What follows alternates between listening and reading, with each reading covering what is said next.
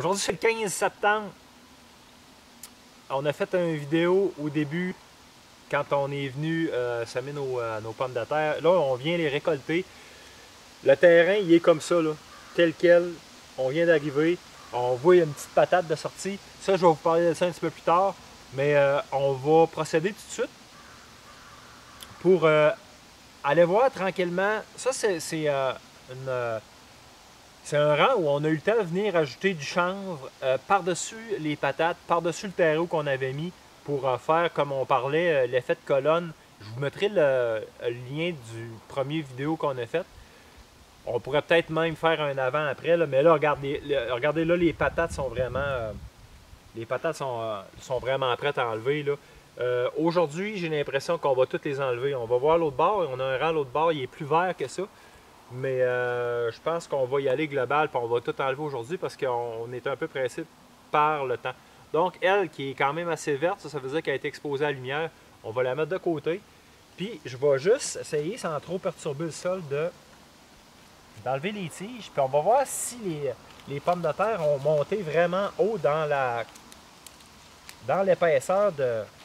On va mettre les tiges de côté, puis après, on va les utiliser. Fait qu'on va commencer par ici, tranquillement. J'ai envie d'y aller à la main. Je vais y aller à la main. Je vais tasser le chanvre tranquillement. Là, vous voyez, dans le chanvre, il n'y a rien qui est pris. OK? Hop! Ça, c'est dans le terreau qu'on avait au début.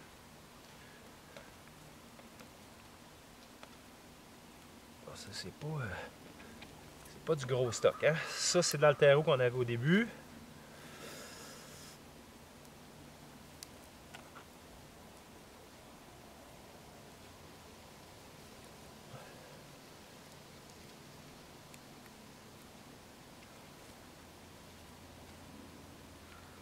Là, on est peut-être... Là, je viens d'empoigner une coupe qu'on était comme entre les deux, là. Mais à date, je pourrais vous dire que tout ce que j'ai, c'est dans le premier petit mont... Ah! Vous voyez? Ça, c'était entre les deux. Fait que pas tout à fait dans le chanvre au complet, mais comme à l'interstice. La terre est très lourde. C'est sûr qu'il n'y a plus beaucoup hier. Là, ça donne une impression de lourdeur à la terre. Ça ressemble à ça pas mal. On n'aura pas de gros calibre. Là, je vais faire attention de ne pas trop mélanger le chanvre dans le sol. Fait que je vais le tasser un peu vers moi, là, vous voyez. Ça, même chose, un petit peu à l'interstice.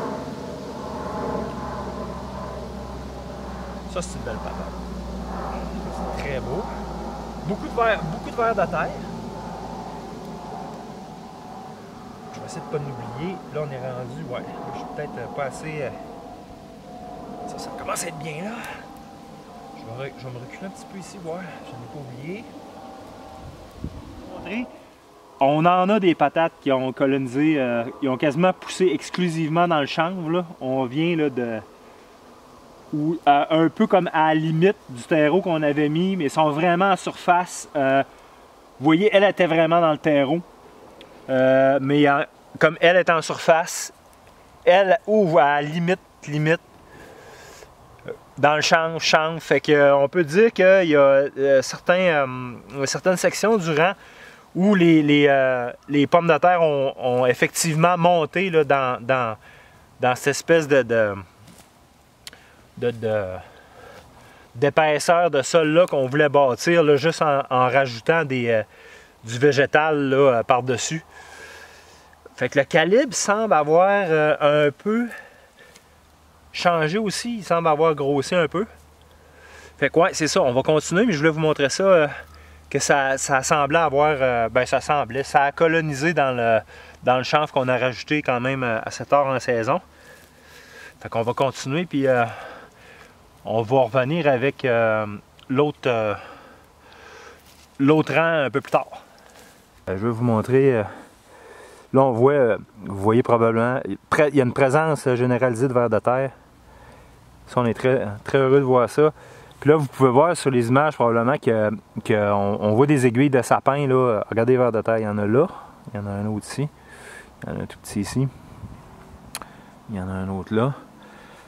On n'avait pas vraiment épais de sol en partant. Là, vous voyez, regarde, vous voyez les racines qu'on pogne...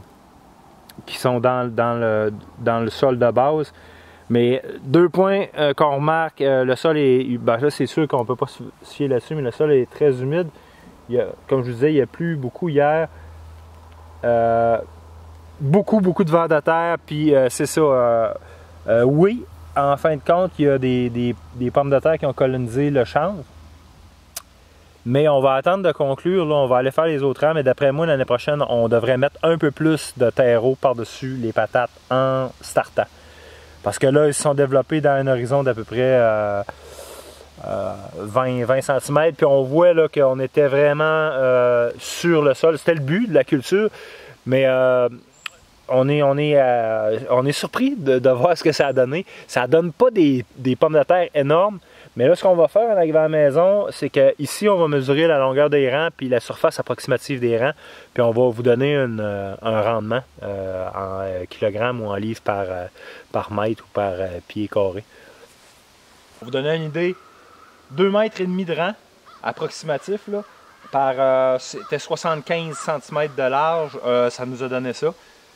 Puis on voit des patates, là, des pommes de terre d'une bonne taille. On est content. On est content de ça. Je peux vous montrer. Vous voyez ça là? Ça c'est des belles. Ça en est des belles là. On est content. Là, on va aller faire le rang de l'autre bord. On commence notre rang de patates rouges. Juste une ou deux choses que je veux dire. Au début de la saison, on a mis du terreau par-dessus nos patates, comme vous voyez sur la vidéo, avec des feuilles par-dessus. Ce qu'on a remarqué, c'est que les pommes de terre ont poussé dans le terreau, puis à l'interstice du terreau des feuilles, puis dans les feuilles. Mais ils n'ont pas vraiment colonisé le chanvre parce qu'on pense qu'on a mis le chanvre un peu trop tard dans la saison. Fait que ça va être quelque chose à ajouter la saison prochaine. Mais ils ont effectivement colonisé l'épaisseur de feuilles qu'on a mis. Puis, fait que c'est ça, on va continuer, on va prendre la même méthode, mesurer notre rang, puis la surface de notre rang, puis le poids de patates rouges à la fin de la journée. On va vous donner les rendements. Bon, on garde les fruits de pommes de terre pour repartir des plants à graines pour le fun. Puis vous voyez, ça ressemble à la limite, ça ressemble à des tomates parce que c'est de la même famille. C'est 2 membres de la famille des Solanacées. Alors c'est ça, on va garder nos fruits. Parce qu'idéalement, on pince les fleurs, pas qu'ils investissent dans les fleurs et les fruits, mais on a oublié. Puis c'est une occasion d'essayer de partir des pommes de terre à graines. À côté, vous voyez ce qu'on parlait tantôt dans la vidéo. Écoutez, je suis un peu surpris parce que je me rappelle pas avoir mis des pommes de terre rondes pour ensemencer. Mais on est venu à la conclusion qu'on a frappé différents stades. Il y a des pommes de terre de ce genre-là qui sont complètement décomposées, puis il y en a d'autres qui sont encore très solides. À la limite, je trouve ça un peu louche. Mais on voit encore le système racinaire, on va essayer de ne pas trop l'exposer. On va les remettre en terre pour essayer de voir s'ils peuvent produire. On va lui faire passer l'automne en terre, l'hiver en terre, puis on viendra voir le printemps prochain. On va changer de place, on ne les plantera pas en même place. On va voir s'ils peuvent encore produire parce qu'on voit qu'il y a encore des réserves. Puis d'après moi, ils ont grossi de beaucoup. Parce que quand je suis venu semer ça, c'était des pommes de terre à peu près de ce calibre-là, si je me rappelle bien. Alors, c'est ça, on va continuer sur notre rang. Les rendements respectifs pour le rang ici, en patate rouge, le rang en arrière, en patate blanche. Puis vous avez vu le rang là-bas. J'ai l'impression, vite, que c'est sûr qu'il y en a. On a eu des belles patates rouges. Ce qu'on remarquait, puis ce qu'on se disait tantôt aussi, c'est qu'il semble avoir plus de stades de croissance. Une plus grande variance dans les grosseurs de pommes de terre rouges que dans les autres. Les autres sont un peu plus égales. Peut-être qu'on aurait pu laisser courir un peu nos rouges encore parce que le feuillage est encore passablement vert. Là. Mais on voulait venir ici, profiter du temps qu'on avait pour faire ça d'un coup. Ce qu'on va essayer, parce qu'on retrouve tout le temps beaucoup de volontaires qui repartent. Comme l'autre fois à la maison, on a déterré un plant qui a poussé comme ça dans le jardin. Un seul plant, on était capable de faire un bon repas avec ça. Fait qu'on se dit, il y a des pommes de terre qui sont capables de passer l'automne puis l'hiver en dessous.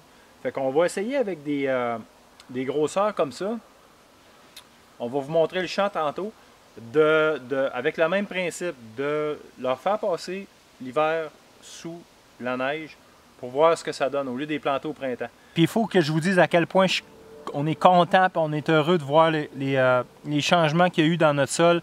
Quand je vous parlais qu'on cherche ici, parce qu'on n'a pas vraiment beaucoup de topsoil, il y a des places que c'est très rocheux, on cherche à bâtir le sol en montant, ben c'est exactement ça qu'on a eu. Quasiment à peu près toutes les feuilles qu'on a mis ont été digérées.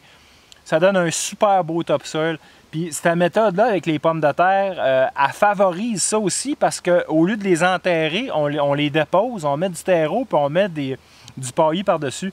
Fait qu'il y a une grande quantité de paillis qui attire les vers de terre puis qui font en sorte qu'ils nous font du beau sol comme ça. Là, ce qu'on fait avec ce planche-là, on a 2000 plants, on a 2000 stolons de fraises qu'on va planter ici, haute densité. C'est 1000 stolons de fraises qu'on va planter ici, haute densité. La terre est parfaite pour ça. On a conservé notre paillis. On a pris soin, c'est ça. C'est pas grave comment il y a un peu de chanvre de mélanger dans le sol, mais on a pris soin de tasser le paillis avant pour ne pas provoquer de fin d'azote parce que, quand même, le chanvre, ça a un rapport CN assez élevé de 80. Puis si on en mélange abondamment dans le sol, ben ce carbone-là va vouloir en se décomposant, va demander beaucoup d'azote. Alors, on va simplement reprendre notre paillis pour recouvrir nos fraises, recouvrir notre sol comme on fait d'habitude. Mais c'est ça, je tenais vraiment à dire que à quel point on est content de voir qu'on a rajouté peut-être à peu près 3 pouces, disons 10 cm de sol, de 7 à 10 cm de nouveau sol. Puis ça n'arrêtera pas parce que là, on rajoute notre chanvre, puis notre chanvre, il va se faire malaxer, puis le sol va tout le temps monter. C'est ça le but. Si dans l'agriculture conventionnelle, les roches n'arrêtent pas de sortir, c'est que les roches, ça ne se multiplie pas. Il n'y a pas de miracle là-dedans. C'est que tu perds du sol, puis en ajoutant ton sol, tu perds tout le temps plus de sol. Puis tu rajoutes rien ou à peu près rien à ton sol. Alors, par ruissellement, par érosion éolienne, tu viens que tes roches ils se découvrent tout simplement parce que ton sol il ruisselle puis il se perd. Alors qu'ici on voit complètement le contraire. Fait qu'on pourrait imaginer que nos buts vont monter, monter, monter. Fait que très bon résultat pour la première année. On est très content. Les seules affaires à quoi il va falloir qu'on fasse attention, c'est quand on va revenir pour planter nos pommes de terre, il va falloir mettre un peu plus de terreau par-dessus nos pommes de terre, puis mettre la matière végétale qu'on rajoute, que ce soit les feuilles, que ce soit le chanvre ou n'importe quoi d'autre, de la paille, n'importe quoi d'autre qu'on va trouver, on va le mettre au début pour laisser le temps à nos pommes de terre de coloniser ce milieu-là. Parce que là, on est venu rajouter le chanvre un peu tard, un peu trop tard. C'est les seules affaires qu'on a à... C'est sûr qu'on était à côté sur un sol qui était extrêmement dur, mais plus ça va aller, plus on va être à côté sur quelque chose de meuble comme ça. Ça fait que probablement le calibre des pommes de terre va grossir un peu, mais on a quand même récolté des affaires comme ça. On est très content des résultats finalement. Puis ça boucle la boucle, hein. Le temps passe vite. Hein. On a l'impression qu'on a fait la vidéo hier, puis c'est déjà l'automne ici. Puis c'est ça, ça nous fait réaliser que c'est important de passer du bon temps, puis c'est important de vivre selon les valeurs auxquelles on croit vraiment. Parce qu'il n'y a jamais de... Il faut pas se mettre de limite de ce côté-là, en tout cas, disons ça comme ça. Fait que je vous laisse là-dessus, puis j'oublie probablement des affaires, fait qu'on va probablement retourner des petits bouts. Là, on va planter les fraises, on va vous montrer comment on fait, puis on va vous parler des buts de polyculture pour donner un suivi là-dessus.